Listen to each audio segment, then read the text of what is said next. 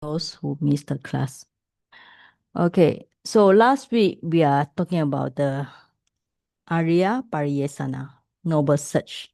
So the Buddha said he looked at about things subject to aging, sickness, death, sorrow, defilements. He realized that he has such thing. So he think about why should he look for these kind of things in others, in human, in properties. Now, when I read the Pali again, he talking about the birth, things come to birth, come to exist. So the birth, it does not mean that just like human appear in the world. It's talking about things and properties. So the birth refer to things come to be. For example, you buy a handphone, then it come to be. It's called the birth, jati. So when it comes to be, then you start to have attachment to the handphone or new bag, new car, new building, and so on. All right. So how to do the Arya Paridesana? You have to see this as in terms of Four Noble Truth. So in the first Noble Truth is a Dukkha Satya. Dukkha Satya means talking about the five aggregates, your Namarupa, your mind and matter, which is in the first Noble Truth talking about birth is suffering, aging is suffering, then sickness, separation from loved one, departed from loved one, and so on. So in summary, the five aggregates are the mass of suffering. So you have to see your own kanda. Kanda means aggregates, right? In Abhidhamma, you learn it's a five aggregates. Simply say nama rupa. So you have to see your nama rupa is suffering. Then when you see the first noble truth, then you start to look for the causes. The the main cause of this suffering is due to craving. That's the second noble truth, right? So if you want to end the suffering and the cause of suffering, then you have to practice the Noble Eightfold Path. By practicing Noble Eightfold Path, that's a fourth noble truth, you will get the third noble truth. That is the Nibbana. All right. So just to share with you what happened just now, I almost cannot make it to this class because when just now our Saiji relative is parking an old car here, so we thought of taking the car out. So somewhere in the middle of the road and on the highway, the car just stopped by itself. Okay. So when the car stopped by itself, it's like in the middle of the highway and there was a car behind us, right? Thank goodness the car was quite far. If not, we will be crashed by the car behind. And the car stopped suddenly. And then thank goodness the car didn't flip over. So I was thinking, oh, the Buddha thinking about Maranatha. We have to contemplate the that can happen to us anytime. So in just now about, I think about 3 o'clock. The accident really can happen right in front of my eyes without us realizing. So that's why the Buddha say, contemplate of the Maranatha. We don't know the time we will die. We don't know in what form we will die. We don't know where we will die. And we don't know what time we'll die. Okay? So that is why when we read the sutta, that's the reason why I introduced the sutta to you all. Because when we read the sutta, we feel very close to the Buddha.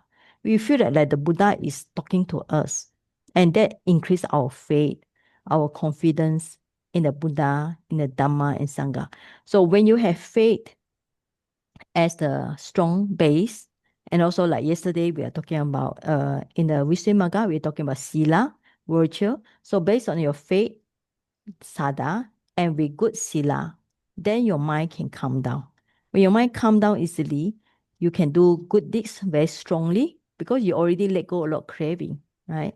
And also you can practice meditation because you have let go a lot of attachment when you see a lot of things, impermanence, especially if we can see our life as impermanence.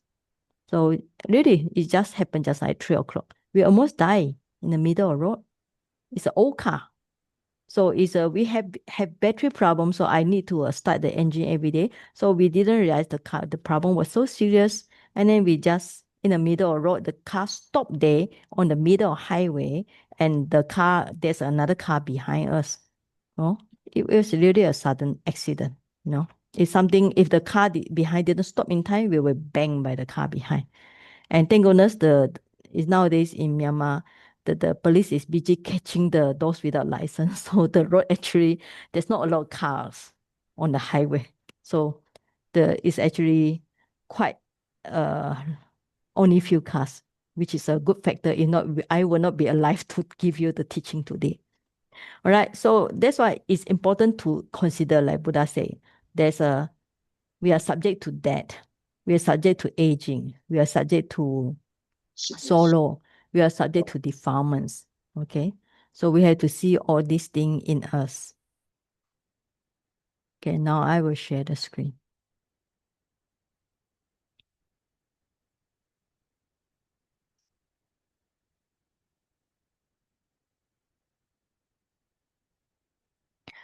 Okay. So I hope you can see the text. Now, the Buddha say, now okay, what is a noble search? Well, I will repeat again. So the noble search is search for Nibbana, which is, now if we want to know what is Nibbana is described like this, right? Ajata, no birth. Because why is it no birth? Because Nibbana is end of samsara, ends of rebirth of cycle of rebirth and death. So there's no birth, is supreme, is secure. Sometimes we can use the word kema as peaceful. It's very peaceful. And this is a Nibbana.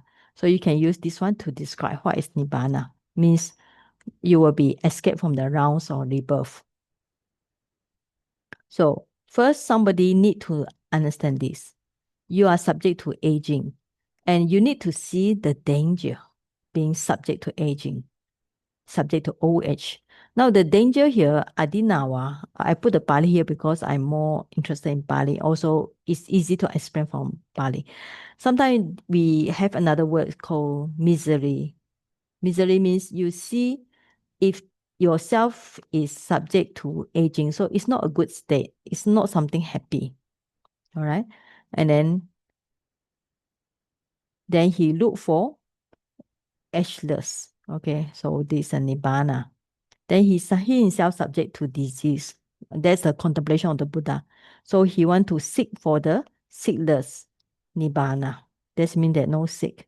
He is subject to death. He want to seek for deathless Nibbana. He himself subject to grief. He want to seek for griefless Asoka Nibbana. He himself subject to defilements. He want to seek for undefiled.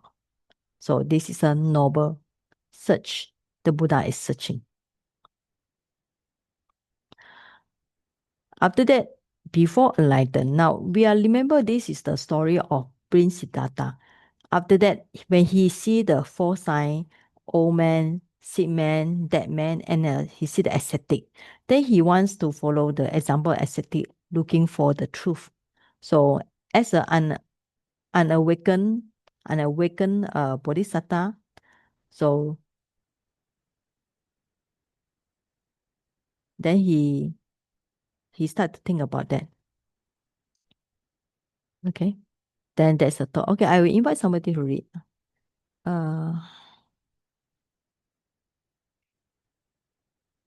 Melinda, can you read? Melinda? Yes. Okay. From which part now? For this part? For this part? Okay. Tassa Maham. Oh, no. Read the English. No need the Pali. English. Okay. Thank you. Then once this occurred to me, why, being myself subject to birth, do I seek out what is subject to birth?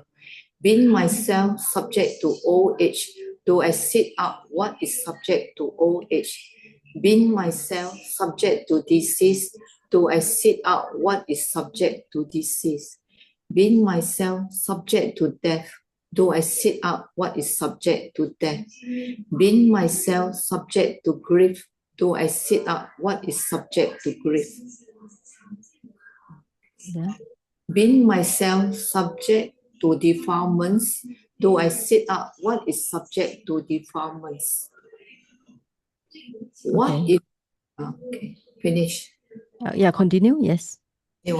What if I, being myself subject to birth, after understanding the danger in being subject to birth, were to sit out the birthless, supreme, secure Nibbana, being myself subject to old age, after understanding the danger in being subject to old age, were to sit out the ageless, supreme, secure Nibbana, being myself subject to disease, after understanding the danger in being subject to disease.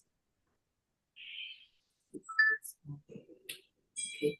Were to sit out the sickness, supreme, secure Nibbana, being myself subject to death, after understanding the danger in being subject to death, were to sit out the deathless, supreme, secure Nibbana, being myself subject to grief, after understanding the danger in being subject to grief, were to sit out the griefless, supreme, secure Nibbana. Okay. Being myself subject to grief, after understanding the danger in being subject to grief, were to sit out the griefless, supreme, secure Nibbana. Being myself subject to defilements, after understanding the danger in being subject to defilements, were to sit out the undefiled, supreme, secure Nibbana. Okay, thank you. You- Okay, thank you. Now you can see here what the Buddha understands is the first noble truth. He see the suffering, death, sickness. So he is seeing the danger. Danger means he knows that he will subject to them again and again. He will have to face the suffering of aging, sickness, death, and so on. Now, if you're healthy, of course you don't feel much. But when your body start to get old, like I first feel like last time when I'm 45, I don't need to wear specs. Now, without wearing specs, I also cannot see any letter, any book or any screen. So I also feel the aging process in me, right? So if you're feeling sick, you're feeling, then you can understand what is the meaning of subject to danger or sick, okay? And if you have defilement, you understand like greed, hatred, delusion give you lots of problem in your life, then you can see in danger of them. So then you have the desire like the Buddha were to seek out the undefiled, supreme, secure Nibbana. So you can see in Pali or in English, there's a lot of repetition, but it's very good for contemplation. Especially now we are learning really the words of the Buddha. Okay. Now, he will have to meet the first teacher already. Alala Kalama was his first teacher. Okay. Now, the Buddha, before he gained enlightenment, he did have two teachers, but these two teachers are nothing to do with enlightenment because later he gave up the practice of teacher. But it's good to know because the teacher actually they are practicing very high level of samatha practice. Okay. So somebody else will read. How about Sharon Ng? Sharon? I think you're old student, right, Sharon? Yeah. Old Oh is yeah, it? yeah. Oh yeah. Oh yeah, yeah, yeah. You haven't seen you for some time. Okay. Yeah, please read. Yes. Good.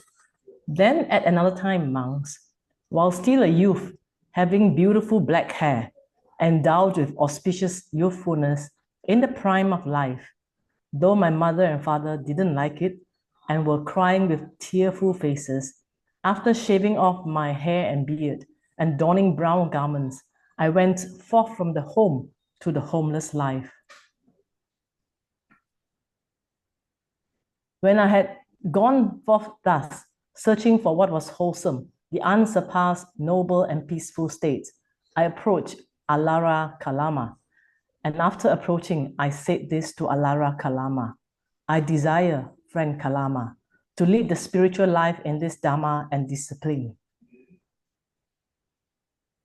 When this was said, monks, Alara Kalama said this to me: Live here, Venerable. This Dhamma is such that a wise man in no long time having deep knowledge himself of what comes from his own teacher, can live, having directly experienced and attained it. Then, monks, in no long time, I had soon mastered that Dharma. Then, monks, after a little time, merely through beating my lips, merely through repeating the prattling, I spoke knowingly about that teaching and confidently about that teaching, claiming, I know, I see, both I and others also. Then this occurred to me, monks. Alara Kalama did not declare, through mere faith in this Dharma alone, I have deep knowledge of it myself. I live having directly experienced and attained it. For sure, Alara Kalama lives knowing and seeing this Dharma. Then, monks, I approached Alara Kalama, and after approaching, I said this to Alara Kalama. In what way, friend Kalama? Do you declare I have deep knowledge of this Dhamma myself, having directly experienced and attained it? When this was said, monks, Alara Kalama declared the sphere of emptiness, nothingness. Then, monks, this occurred to me. There is not faith for Alara Kalama alone. For me also there is faith. There is not energy for Alara Kalama alone. For me also there is energy.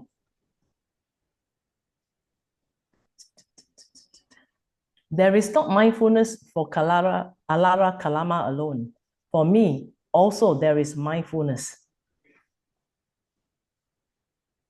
There is not concentration for Alara Kalama alone. For me also there is concentration. There is not wisdom for Alara Kalama alone. For me also there is wisdom. What if, in regard to the Dharma that Alara Kalama declares, I have deep knowledge of it myself, I live having directly experienced and attained it, I were to strive to realize that Dharma? Okay. Mhm. Yeah, then monks. Then, where is it now? Then Then, monks. monks, in no long time, soon having deep knowledge of that Dharma myself, I lived, having directly experienced and attained it. Okay, thank you very much, Sister Sharon. You are a very good voice. Thank you so much. I enjoyed it. Okay. Okay, thank you very much. All right. All right. Okay. Now you can see here the Prince Siddhartha, when he started to leave the house, he's still very young, So he's still very good looking and young. And even though the father, mother didn't like it. Now the father referred to King Suddhodana. The mother, of course, his mother passed away. So the mother referred to actually the father married two sisters. One is the other one. Oh, I forget what's the name. Another one is a Gotami, right? Mahapajapati Gotami. Right. So the mother referred to Mahapajapati Gotami. But what he do is he drawn himself, made himself as an ascetic. And then the first one is Mahamaya. Okay, Queen Mahamaya and then Mahapajapati Gotami. So these two are sisters. So this mother refer to the Gotami.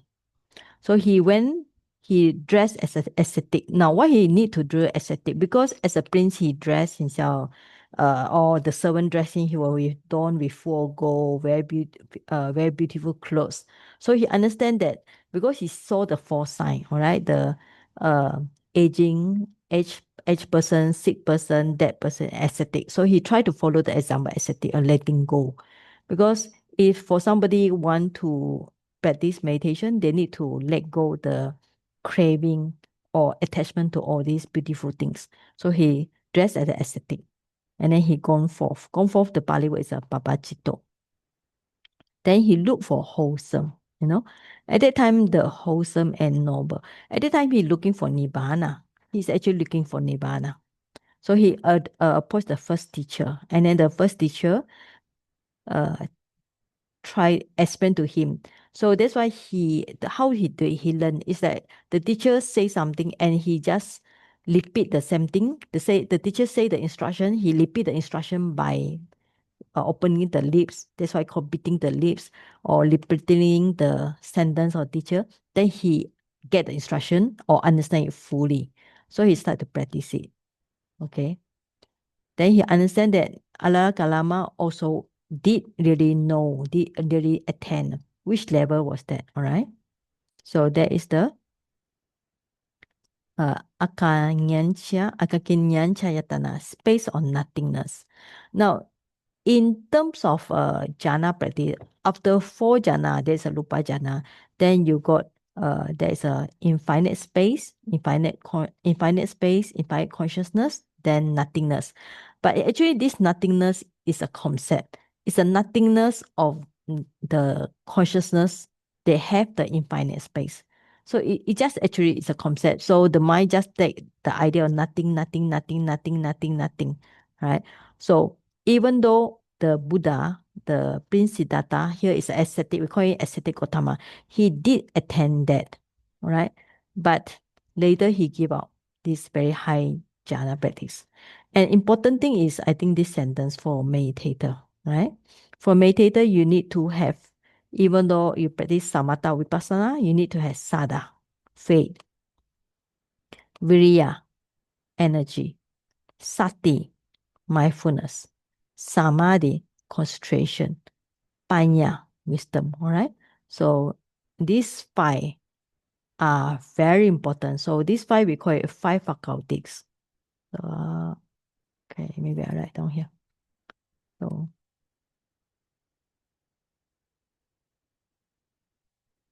this is called indriya. So any meditator, whether you're practicing samatha or vipassana, you need to have faith. Faith is actually another word we can translate as confidence. For example, if you want to practice meditation, you need to have confidence in yourself, in your teacher, also in the method. If without confidence, you will not make strong practice. So after you have faith, and then you need to put in the energy, put out your energy. Then you must be mindful of your meditation. Either for this samatha, here trying to practice on the infinite, on this space of nothingness. You need to have mindfulness and you need concentration. Now, concentration, the meaning is actually, we call it one-pointedness. One-pointedness means that you put your mind one-pointedness on your subject. Let's say for the ascetic Gautama, we don't call him more Prince Siddhartha because he's no more a prince already. He become an ascetic Gautama. So he need to have a concentration. That means that the mind just focus on the idea of nothingness, nothingness, nothingness. And also for samatha also need some wisdom. Okay. So after that, he practiced this and he experienced it. So not long. Because of the Bodhisattva had huge parami, he experienced it very fast. So he approached the Alala Kalama and say like this. Okay. Then instead of jealous, you can see Alala Kalama say, it's a game for us, friend. It's a game for us. He have rejoiced instead of jealous, because sometimes the teacher might jealous if the student have the good result. But Alala Kalama is a very generous. He prays it, oh, it's a good thing you have and such a vulnerable with us in spiritual life. So he recognized the ascetic Gautama had practiced up to this level. And then after that, he said, you are me are same, because they have practiced the same level already. So let both of us, 2 of us, look after the group. Okay. Then he said that the teacher, Alala Kalama, placed me, the pupil, the student, in the very same position as him and worship me with the highest worship.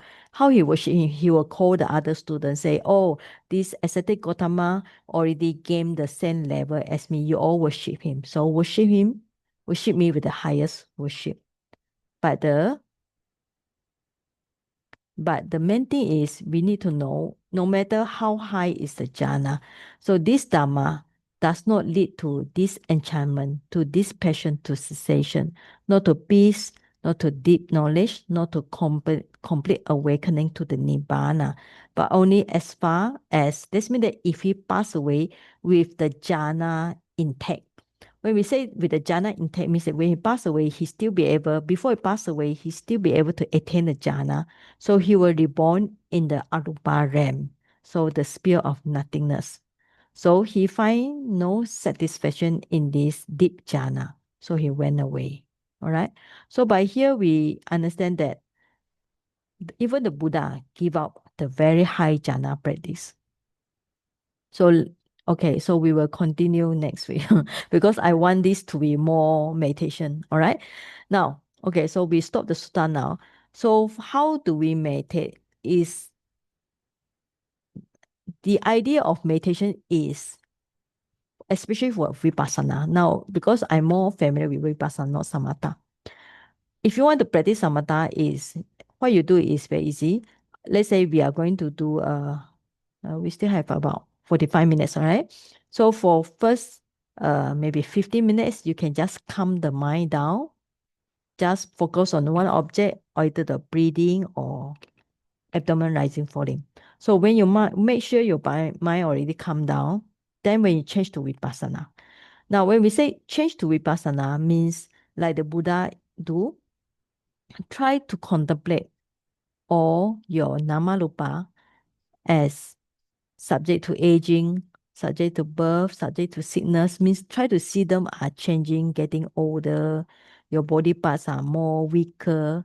So it's like instead of looking at how people get sick, you should look at yourself, how your body become more aging, how your body become more subject to changes.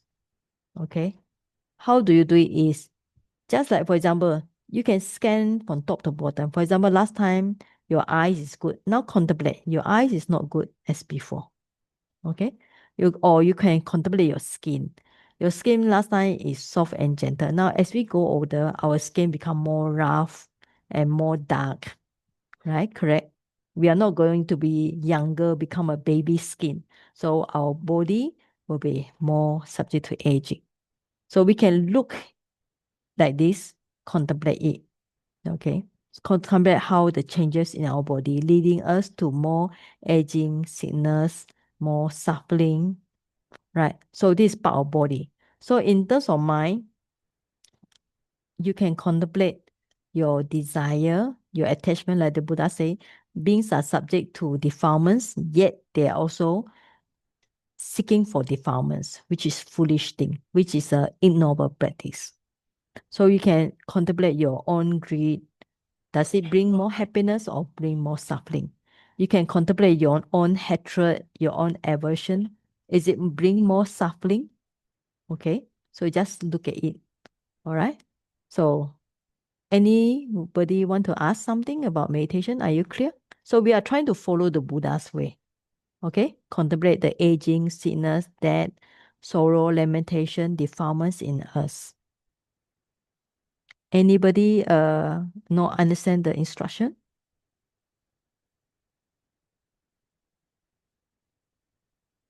Okay, so we start now. So for the first 10 minutes, so what we do is you straighten the body, all right? And if you're wearing specs, you can put your specs down. So you calm yourself.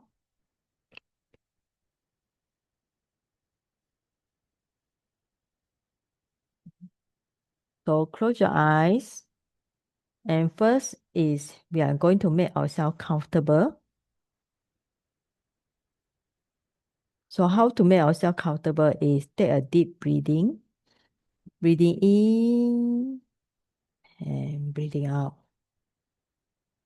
Take another breath again. Breathing in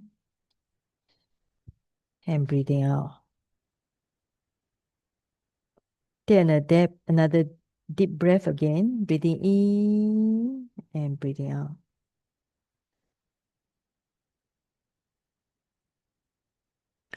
So now you focus the top of body to the bottom of the feet. If there's any tension in the body, tell yourself to relax, relax, and relax. So if you find more tension or any tension, so take a breath in again and gently you breathe out. Take another deep breath, then breathe out. So reduce the tension in the body and mind. So calm down.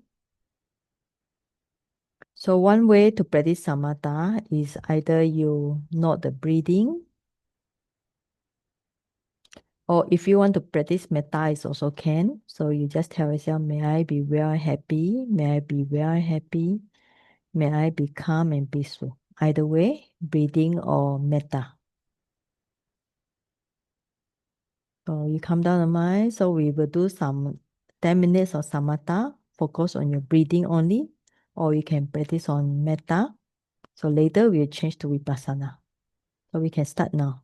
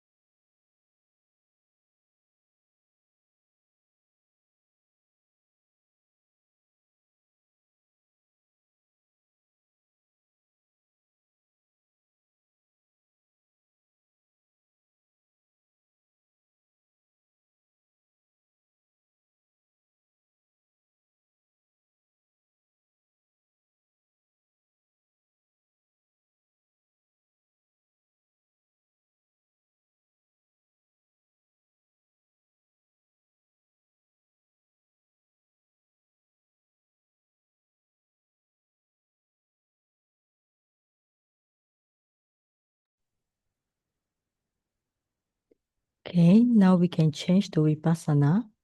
So the first thing to do Vipassana is do the contemplation of death. We can think about this question. Consider that we will die one day. We don't know when we will die, in what way we will die, how we will die, where is our place, where is the place we will die, and what is the time, what's the date and time we will die. So it's uncertain when it will happen, but definitely it will happen one day. Maybe today, maybe tomorrow, maybe a few days later, or maybe a few weeks or few years later. So just contemplate that will happen to us sooner or later.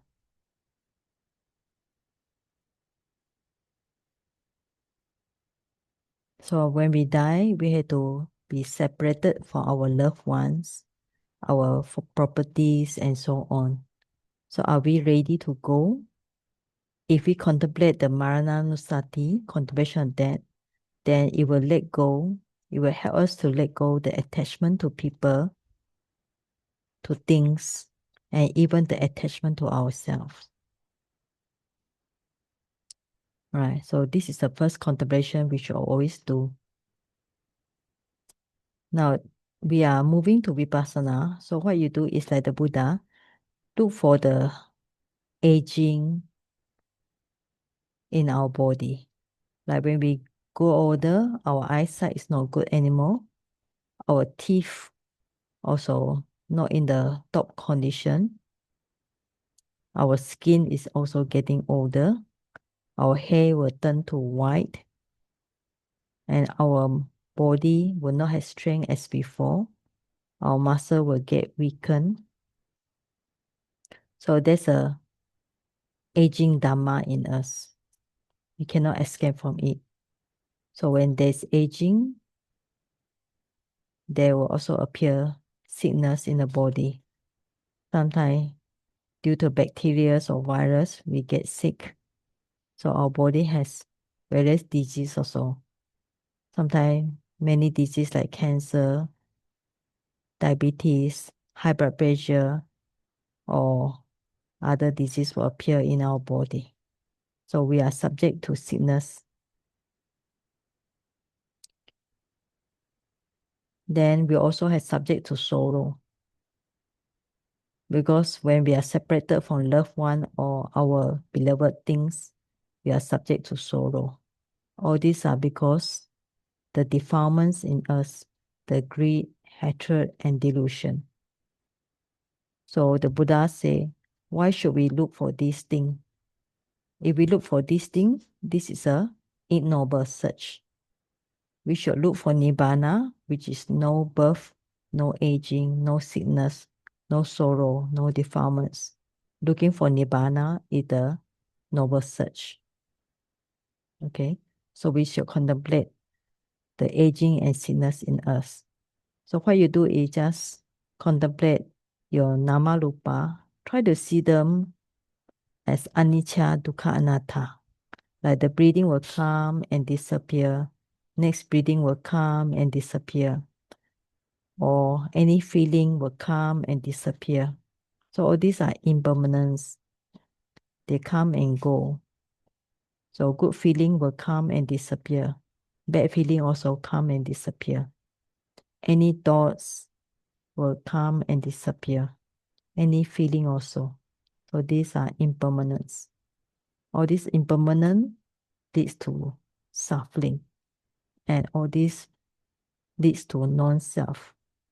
Our nama rupa is not in our control. They just happen according to condition. Okay, I will not say anymore, so we can start practice Vipassana.